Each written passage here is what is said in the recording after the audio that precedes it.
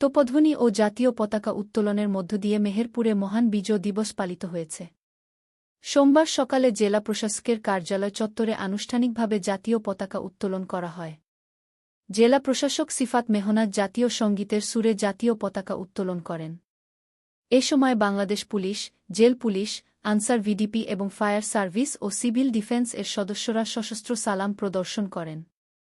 অত্যন্ত স্বল্প পরিসরে অনুষ্ঠিত মহান বিজয় দিবস অনুষ্ঠানে অন্যদের মধ্যে সিভিল সার্জন ডা মহি উদ্দিন আহমেদ, পুলিশ সুপার মাকসুদা আক্তার খানম, অতিরিক্ত জেলা প্রশাসক রনি আলম নূর, তরিকুল ইসলাম, সদর উপজেলার ভারপ্রাপ্ত উপজেলা নির্বাহী কর্মকর্তা গাজী মুইদুর রহমান, জেলা শিক্ষা অফিসার আব্বাস উদ্দিন, জেলা ইসলামিক ফাউন্ডেশনের উপপরিচালক সিরাজুম মনির সহ বিভিন্ন সরকারি কর্মকর্তা সেখানে উপস্থিত ছিলেন।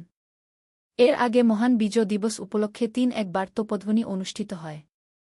এদিকে মহান বিজয় দিবস উপলক্ষে মেহেরপুর পৌরসভার উদ্যোগে মেহেরপুর শহরের প্রধান সড়কের দুপাশে বর্ণিল পতাকা দিয়ে সাজানো হয়।